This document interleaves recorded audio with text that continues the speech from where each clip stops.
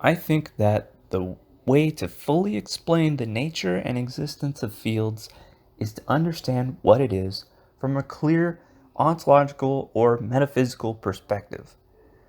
From a perspective of monism, the mere geometry of a field should explain everything you need to know about it.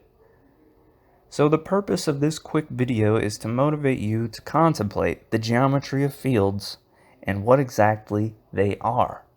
I mean, you've heard of fields before, but do you know what they are?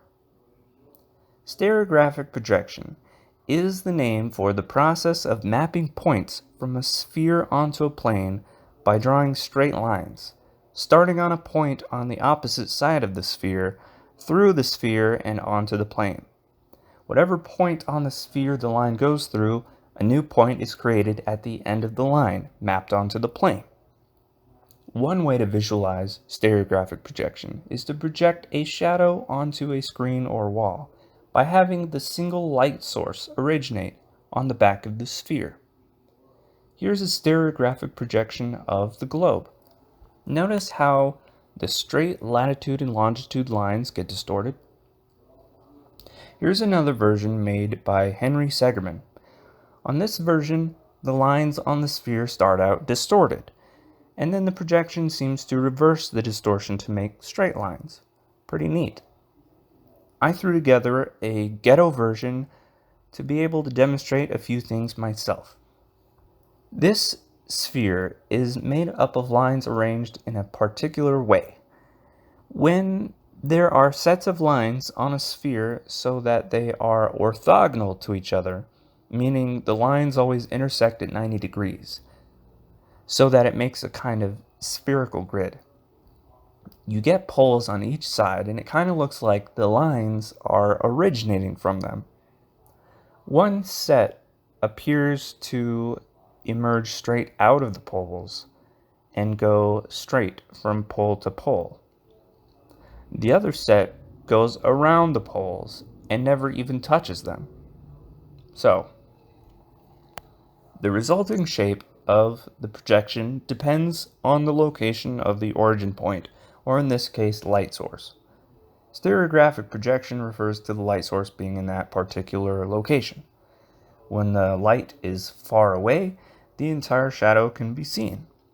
As the light moves closer, the edges of the shadow extend outward. And by the time the light source reaches the sphere, the edges of the shadow have extended out into infinity. The shadow is now infinitely wide. All of the points on the sphere have been mapped onto the plane except for the origin point, which is occupied by the light.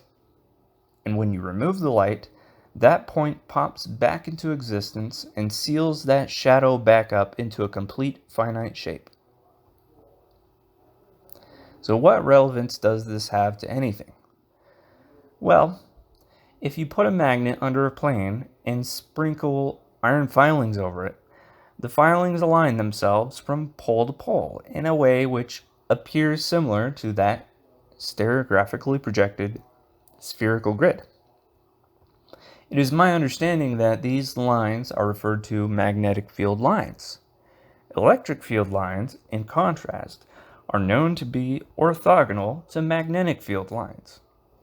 So the image of the stereographically projected spherical grid represents the geometry of a slice in the electromagnetic field.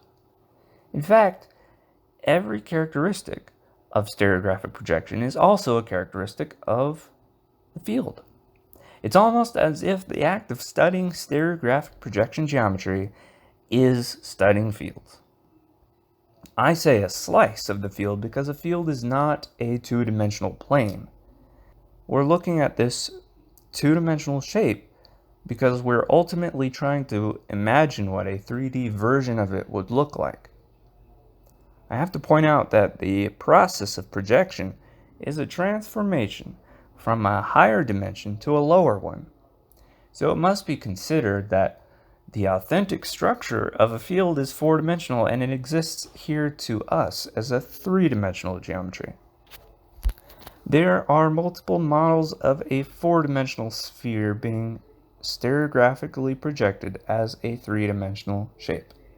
One of them, I'm sure, accurately depicts the three-dimensional geometry of an electromagnetic field.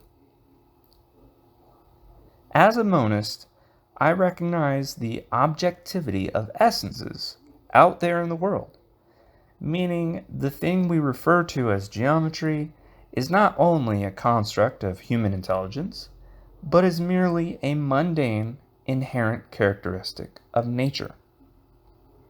That means the real task at hand is not to describe nature, but to simply perceive and understand nature as it is already described in its current and complete form.